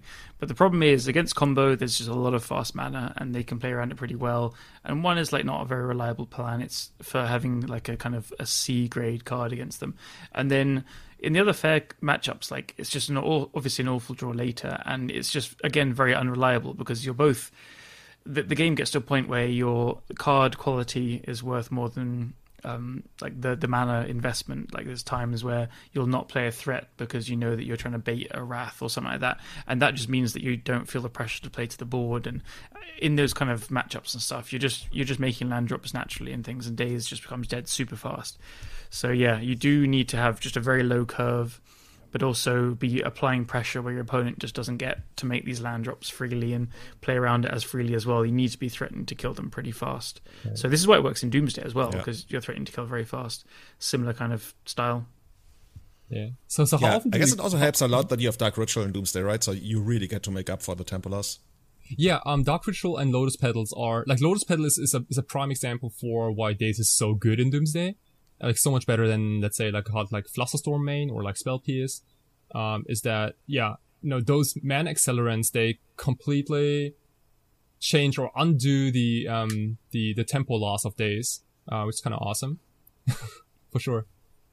Because like old days, you saw a lot of Doomsday decks with 0 Dazes, but more discard or like Flusterstorm's main deck, things like that. The problem is like also those decks have a harder time against things like Thalia, for example, and like other problematic permanents. And I feel like Legacy has gotten a little faster over the last couple of years. Like there are like more problematic permanents or like spells you can cast in turn 1 and 2 instead of turn 3, 4, 5. Yeah, I definitely think that's true as well. Yeah. You mean from like a control player's from a combo player's perspective? Like more things can go wrong earlier in the game? Yeah, not only from a combo player's perspective, but like in general, like, 5 years ago, you only had to worry about a turn 1 Nimble Mongoose or, Sensor Surviving Top. I mean, these were like probably like the most threatening cards on 5 years ago. Maybe and Mother Delver. of Runes and Delver, and maybe Delver, yeah. But like now you have Ragavans, and you have just like so many problematic things that can happen on early turns that having additional unconditional counters in your decks, and that's also why it's interesting you say that. Sorry to interrupt you there, because I feel it's like actually not, maybe even the opposite. Like these days you don't have to worry about like counter top lock coming down like on turn 2. And everything else, like except for Ragavan, I don't really think there's too much really that's like problematic that comes down early. Like I would give you Dread Arcanist, but we rightfully got rid of that. Right. I mean, Wizards of the Coast did a good job at like banning those problematic cards, like cards that are too powerful early in the game. Like for example, Deathfire Charm is a good example. Oh yeah, that's another good one. Yeah. Right. So. Yeah, let's don't talk about band talks and stuff like that. I'm also not a person who likes to talk about bands all that often because it kind of kills the vibe. And yeah, anyway, band is just like so interesting because it's one of the most requested topics for anything on a podcast, but it's also one of the worst topics always. Kind of, yeah. And like you're right, like Counterbalance Top was powerful and fast, but I don't know. No, maybe that was a good. I mean, that's the reason why Top is banned now. Okay, well, I think partly there as well. It was powerful and fast, but because the rest of the format wasn't as powerful and fast, it means other people's curves could be a bit higher, which makes counterbalance a bit worse as well. So that combo got stronger as the format got stronger and more lean and cheap and stuff as well, in my opinion. Yeah, definitely. Like, I mean, that's why it kind of vanished, right? It was like Countertop was a thing in like 2008, 9, 7 even in Legacy. And then it completely went away, completely died. And it was only revitalized when Miracles became a thing. And part of that, if you ask me, is also like Delver's fault. I mean, that's already like, okay, we know we're super deep into this, right? But nothing sped up the format more in its entire history than the printing of Delver of Secrets, which like heavily lowered mana costs. And I guess, yeah, that's what you're saying, right? Now everybody comes down on the mana cost, and also like we get Terminus, and that's why all of a sudden comes back. And yeah, it's just so much lower curves and so much you have to go under the Terminus and stuff. So yeah, absolutely awesome. So before we close out the show tonight, there were actually like a ton of tournaments happening on Magic Online lately. We had like the 2 Legacy challenges. We had the Legacy Showcase challenge. We also had Anorak's 1.2K sub invitational. That was amazing. Actually, I want to talk a lot about the format of that, the double elimination, but that's going to be something probably for the next podcast because I have a lot of thoughts on that. And yeah, I'm looking forward to that. One deck that really stood out to me was Goblins, played by is it Eli Goings? Yep, Eli Goings, also known as Saturn on Magic Online. And he finished second, run up, and I think it was like a 210 player tournament, the Legacy Showcase challenge, which is like the quarterly. Mm-hmm. Isn't it like the quarter? No, it's the monthly thing that qualifies you for the quarterly thing. Yeah, I think I got it now.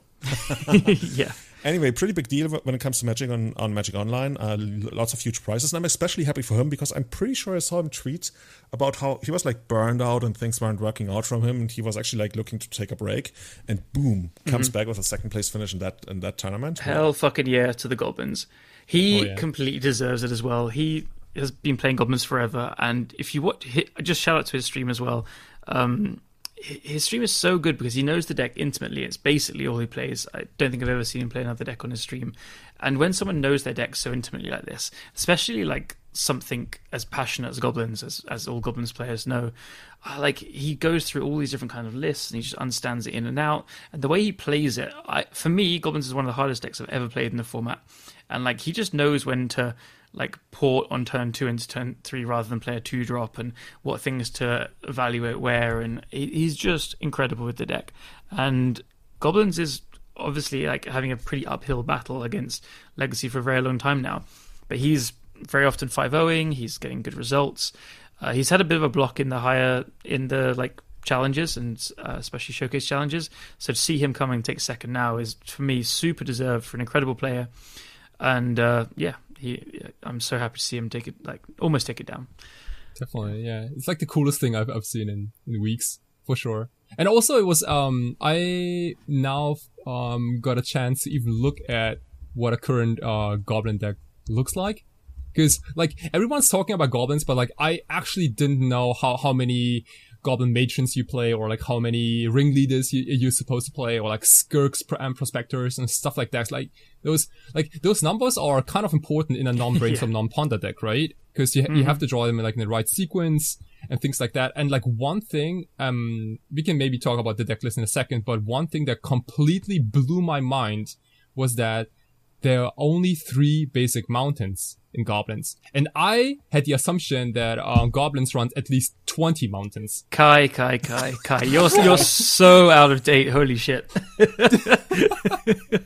I'm thinking like extended? What's happening? Yeah. Goblins has been like black-based, so playing 2 Badlands and a bunch of fetches since Modern Horizons 1, so for Sling Gang and Munitions Expert. And before that, there was mono red, but you're still playing 4 Cavern, 4 Wasteland, 4 Port, and then like there is this discussion on whether you should play fetches or not. Like fetches can be stifled and cost you life, but you get to like shuffle things you put on the bottom with Ringleader and stuff. I don't know. There's some people did the numbers, and I find numbers boring, but I think since for a good couple of years it's been like 3 or 4 mountains is common. Oh, okay. Yeah. Well, my bad then. Yeah. Yeah. See, yeah, okay. I like to live in Kai's world. Like Goblins plays 20 mountains, Elves plays 20 forests, Devon Texas plays 20 plains. It's all easy. There is the 24 lands, which is like the classic standard number of lands for decks to play, though. That could just have like 12 mountains, 12 utility.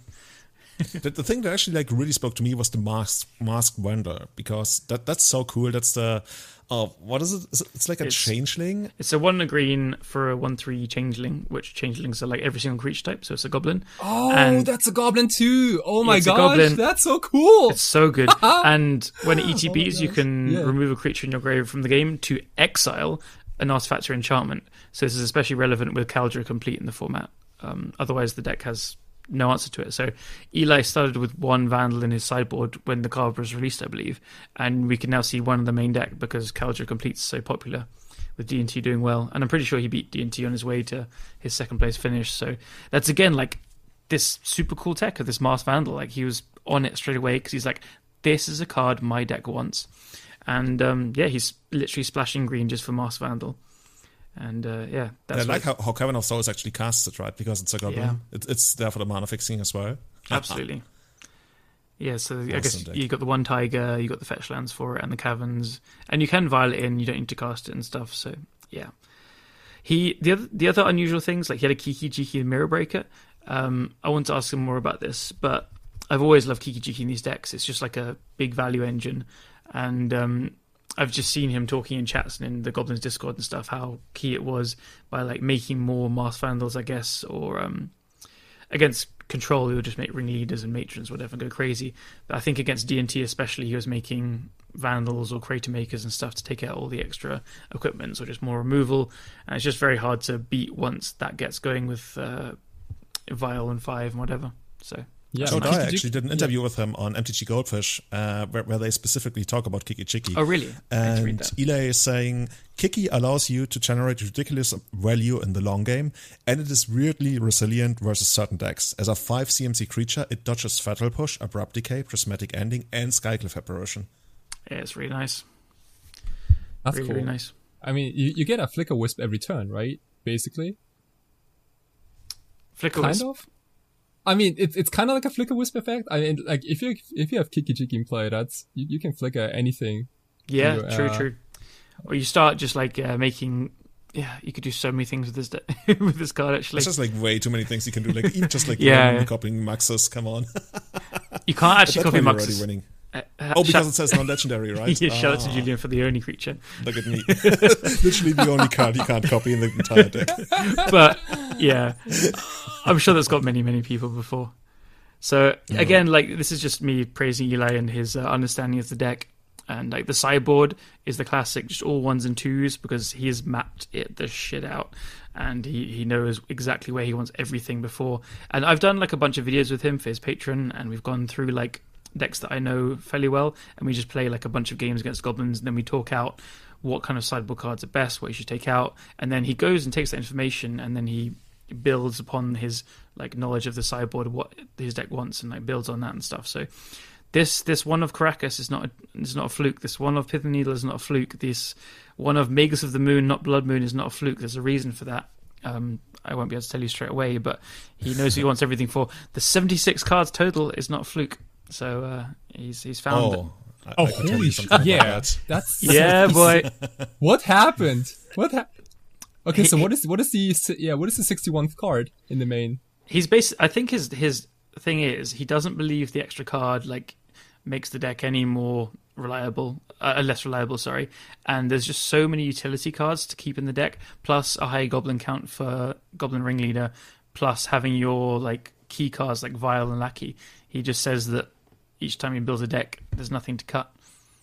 Like the most important thing is that you have tutoring, right? I mean, it doesn't make sense. It doesn't make any sense in a deck without tutoring, but in a deck with tutoring, it's the big deal. That's also like why I often played 61 and Fs. I agree. Yeah, I mean, it kind of reminds me of people who go like, okay, I kind of want to have 18.5 lands in my deck.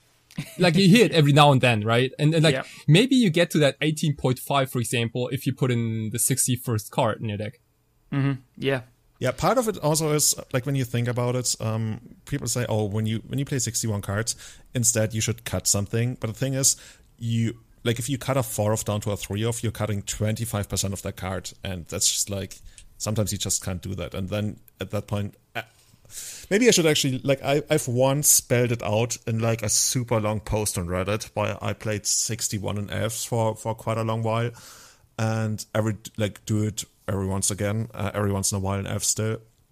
But yeah, it's way too long for this podcast to go into detail. Actually, I'm going to put it in the show notes. I'm also going to put Eli's Patreon in the show notes because apparently he's got a ton of content on there. Mm-hmm. And I bet he also must have like a sideboard guide, right? Yeah, he does. I think he does a monthly update. And wow. Yeah, I'm sure it's great. He really, really knows his stuff when it comes to goblins. Awesome. I actually played a little bit of Death in Texas today. Death in Texas has been doing really well. I think we will be talking a little bit more about like what's going on in Legacy in the next episode. But in Anorak's tournament, XJ Cloud and Nif Shmuli, what's his nickname again? Help me out. Wait, you know everything. You know each and every one in Legacy. Because he's incredibly good with Bant Miracles. He's Trunks 22 or 32 on Magic Online. Pretty sure it's Trunks something. Trunks 132, you're right. Yeah, so those two guys went to the finals. They split the finals. And yeah, it's kind of cool, right? That XJ, who was the pioneer of playing Yorion in Death in Texas and actually like establishing that, actually he's the guy who went all the way. And I think they played it out for the glory and XJ took it down. So... yeah, for as much as I hate Yorion, after talking about how I played 61 cards, I actually threw this together and played in a league today. I got wrecked by elves, I got wrecked by some fast combo, but I had some amazing games against Bant Miracles where I did stuff like, recruiter for recruiter for recruiter to really just slowly grind them out. So much like, value. I'm really feeling the deck. I've seen all the good D&T players, or actually all D&T players, just say, yeah, they are very, very, very confident in their both Bant and Blue-Red Delver matchups, and the results are showing it. Like, John is obviously crushing everything he touches. He's just incredible with the deck. And yeah, it's putting up results. So shout out to Jason Murray as well, who's Luanil. He came 5th in the event, and he was one of the other sort of originators with Yorion as well. And he is also just a stone-cold crusher with the deck. So watch out for him as well. And there's just a bunch of good Death in Texas players. So yeah, I think the deck is just going to see a resurgence for a bit longer now. It's just actually I'm going to quote Jax, our favorite combo idiot. He said the best printing for Death in Texas since Skyclave Apparition has been Ragavan, which makes a ton of sense. Like they just don't care about the card very much, and especially just Krakus or like all the ground creatures and stuff. And so yeah, I think especially with some Delver decks now even cutting the Delver, right? yeah. I was thinking, like, so when you have Delver and Dragon Rage Channeler and Murktide regions, like, all your creatures fly, basically, and that sounds quite bad for Death in Texas, but hasn't really played out. I guess they just have so much removal with Skyclaves and swords and everything as well. It's fine. But the thing is, you still get Delvered. At least that's what happened to me. Like, I played against Blue-Red Delver. I was in the draw. I think I played a single spell before I died. I didn't have a 1-drop. I played Spirit of the Labyrinth on the second turn, and then on their third turn, they already made the Murktide Regent and had like 2 more creatures, and it was just like too much. It was literally too much. I just couldn't keep up. But other than that, I think you're in a pretty decent spot. Mm-hmm. Also, I went for a 1-hour cycle before we started the podcast today, and I was listening to the Depth podcast where XJ is actually a guest. So definitely check that out if you want to learn more about the deck. And I think I'm actually going to put that in show notes as well. Yeah, do. I've listened to a couple of the episodes and they're great. Really enjoy Michael Mapson's view on the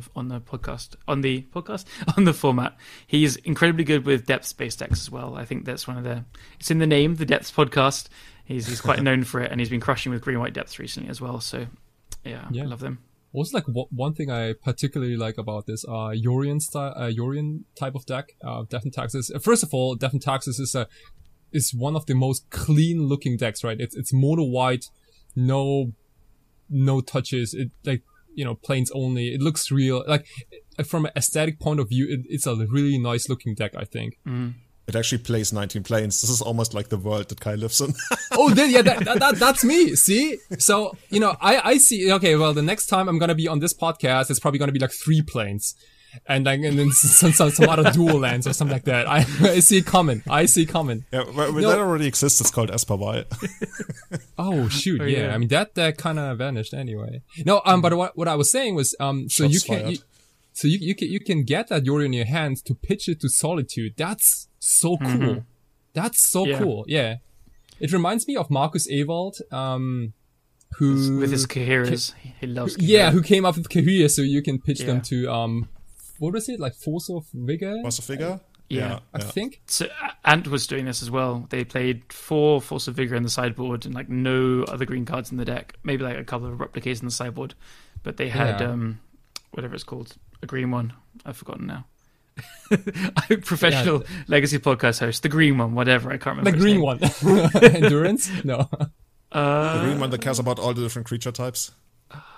No, it was Kahira. There we go. I got it. Kahira. Yeah, It was yeah. right in front of me all this time. It's some real big brains. Yeah, like Einstein.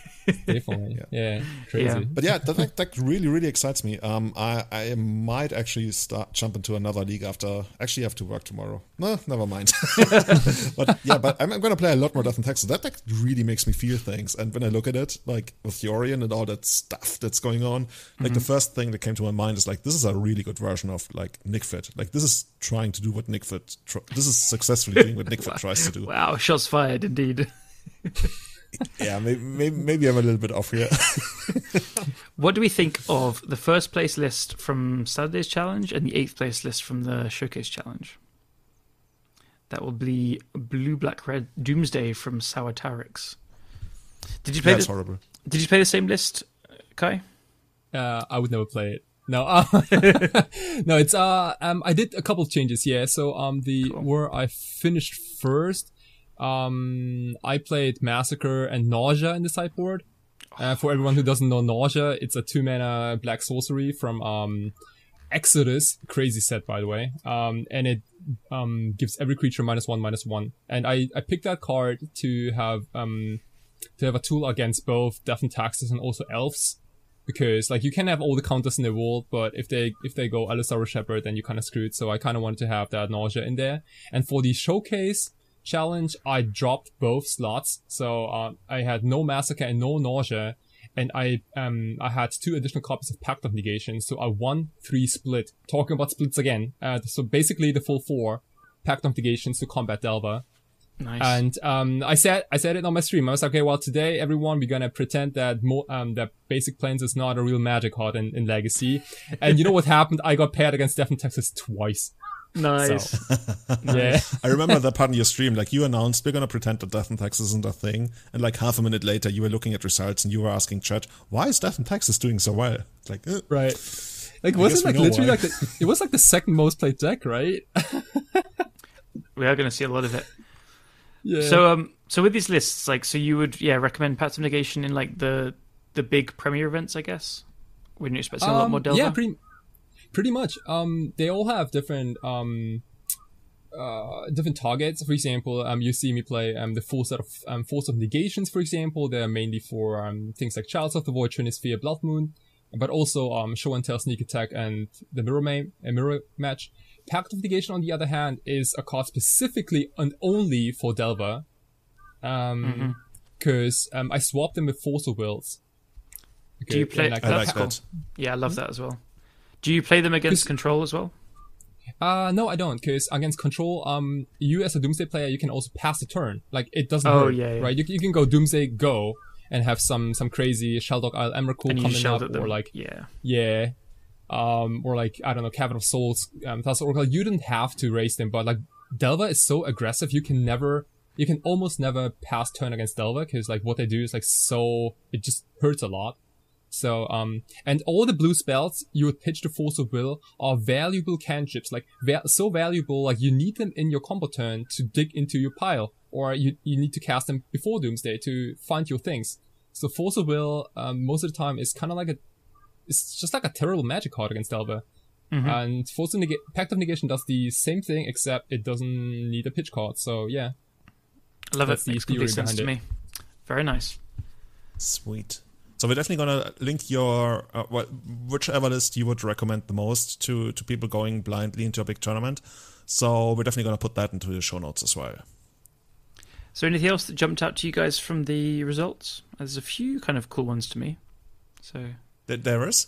Yeah. Like the thing that stood out to me the most was that there was actually like a pretty healthy variety. Even though, like, if you look at the Showcase Challenge meta results, we have Blue-Red Delva at 20% of the field, which is like, whoop. It's like every time you go above like 12%, we're already like approaching a territory of what's going on here. But 20%, wow, that's quite a lot.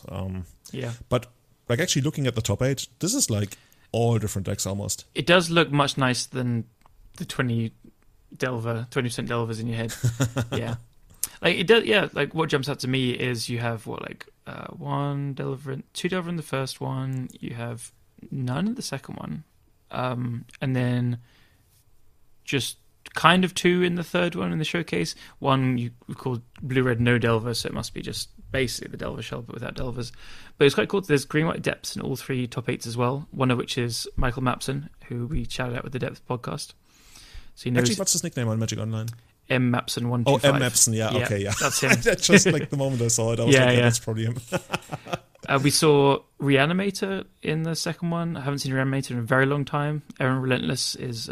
Eric is actually like tearing up the leagues. He might actually be the trophy leader again. Yeah, I've seen. I've heard like whispers of his return. But yeah, otherwise, actually, you're right. I was more just like skimming and seeing the Urza Echo Day Stumpy, which is Basuta. There's a kind of pretty clear shell, but he plays something a bit different. He plays like the pay 3 life land as well, and I can't remember the exact things he does differently, but his take is a bit interesting.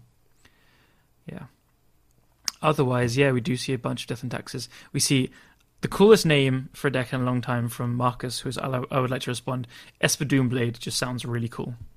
For a moment, I was like, what the fuck? Why would Marcus play stupid Doomblade? But turns out it's straight up Doomsday in the main deck, and then he has like 15 creatures in the sideboard, and he turns like into Esper control. Yeah. He has like a mono white sideboard. Yeah. I was talking to Marcus quite a bit about his list. So that sideboard is purely against Delver.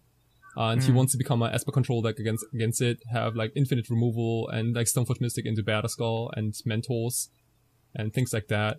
The problem with this kind of deck though, like I see the appeal, right? Like I get why he's doing it. And you also see it sometimes in decks like Omnitel, for example, where people go like real crazy on those green creatures post sideboard. But the problem is that, for example, Marcus has 0 cards in his sideboard to bring in against combo, or like 0 cards to bring in against band miracles, like things like that, right? So I don't know. Whenever you build something like that, you gotta be careful to not have a tunnel vision of only one specific matchup you wanna tackle, because Legacy is like, even though 20% for Delver is huge, it means that 80% of your pairings are gonna be not Delver, so that's something you gotta keep in mind.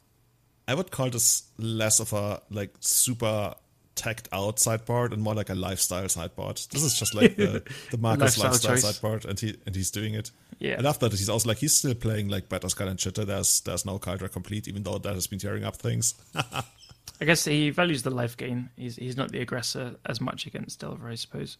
But like, to carry on with Kai's point especially as well, like, you need to make sure if you're gonna like do a hard pivot like this, because a lot of decks can do this, as you mentioned. Omnitel was playing like the shifting Ceratops and stuff like that, other nonsense. First of all, you need to make sure that combo plan, that sideboard plan, beats the thing you're targeting. Like, I do see this kind of creature heavy white sideboard beating Delver for the most part, but like, does it beat it enough and consistently? Plus, like, factoring in, is it worth losing all these spots for other matchups and stuff?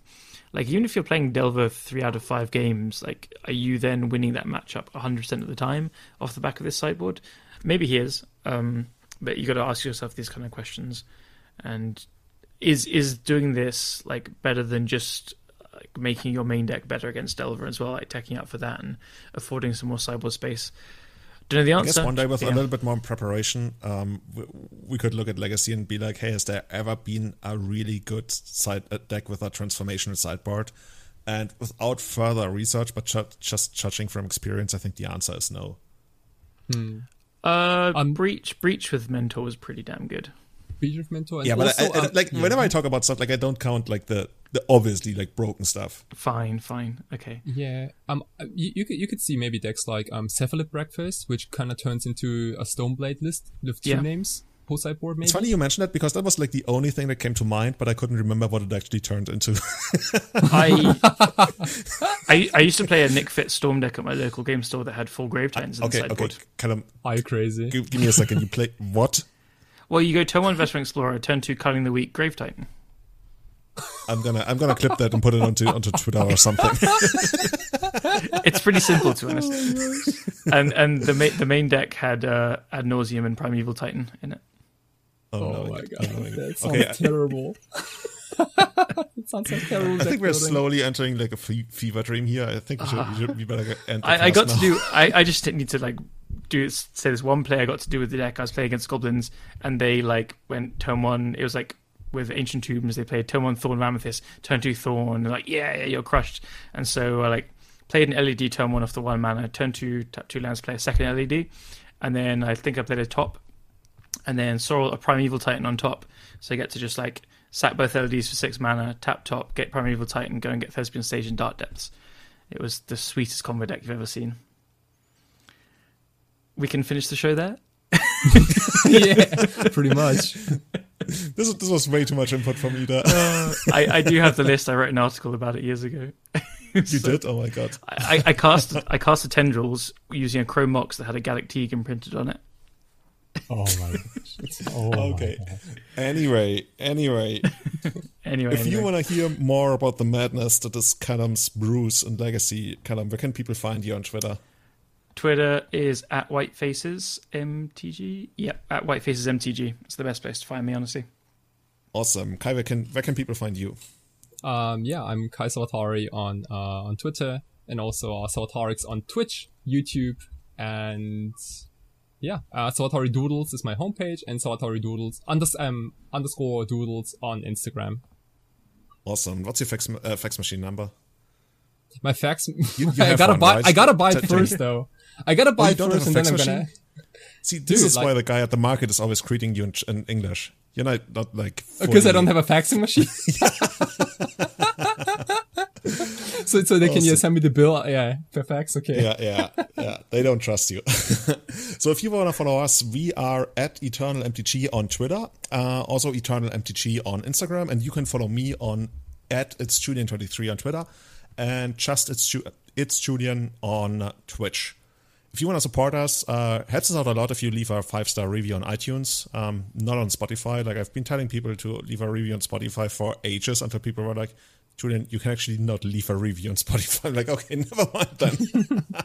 And you can, of course, also support us on Patreon, on patreon.com/everydayeternal, and become a member of our ever-growing community of Patreons who are helping us keep the lights on, keep the podcast running. Thank you so much for that. Especially our Eternal Witness tier supporters, Tommy Hinks, Testacular, Sebastian Hollager, Guillaume, Jake, and Severin Schwarzhuber. And drumroll, our Grizzlebrand tier supporters, Victor Benatz, Bachu Butt, Scott Monroe, Jeremy Gates, Henrik Korkutz, Tom Hepp, Bill Schlichting, and of course Paragon Games in St. Louis. Thank you so much. Thank you, Kai, for coming on the show tonight. Hope you're having a great day, and yeah. Thank you. See you again on the next cast, everyone. Bye-bye. Ciao. Have a good one.